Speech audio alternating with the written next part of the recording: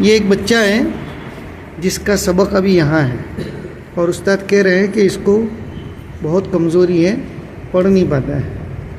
اب اس کی وجہ یہ ہے کہ اس کو تختی یاد نہیں ہے، تو اس لیے پہلے تختی اچھی طرح یاد کرائیں۔ یہ پڑھ کے بتاؤ بیٹا۔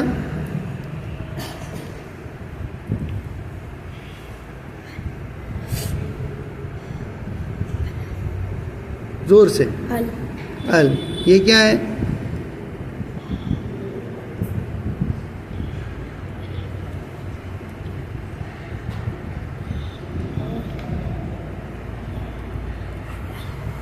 حالانکہ تختی ایک دم فرفر یاد ہونی چاہیے، گھبرانے کا نہیں، زور سے بولو بیٹا۔ اب جب تک تختی یاد نہیں ہوگی تو مثال پڑھ ہی نہیں پانے والا ہے، کیونکہ جب یہ ایک حرف ہی نہیں پڑھ سکتا ہے تو 3-4 حرفی 2 حرفی والی مثالیں کیسے پڑھے گا؟ بولو۔ اور تختی سننے کی ترتیب کیسی؟ 4 مرتبہ۔ پہلے سیدھا سنو، سیدھے کے بعد الٹا سنو، پھر کھڑا سنو، اور کھڑے کے بعد نیچے سے اوپر سنو۔ جب تک بغیر غلطی کے یہ ایک تختی نہ ہو جائے نا، وہاں تک آگے مت بڑھو۔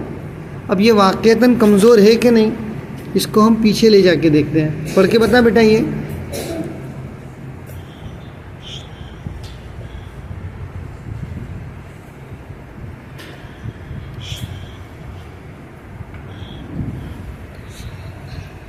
تشابہ۔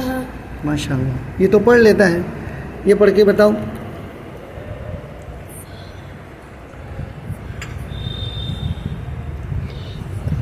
فذالک۔ الحمدللہ، یہ پڑھ لیتا ہے۔ یہ پڑھ کے بتاؤ۔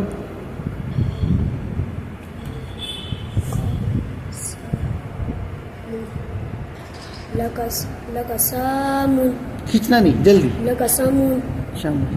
اس کا مطلب یہ ہے کہ پچھلی سب جزم کی پہچان ابھی ہوئی نہیں، اس لیے یہ جب تک کہ صحیح نہیں ہو جاوے نا تختی، وہاں تک آگے بڑھانا نہیں، ورنہ ہماری محنت، بچے کا وقت دونوں برباد ہوگا۔ تو یہ اور ایک تختی کو ٹارگیٹ بناؤ۔ اگر کوئی بچہ ہی اصل میں اس کو جزم جو ہے نا وہ نئی آواز ہے، اس میں ملانا ہے۔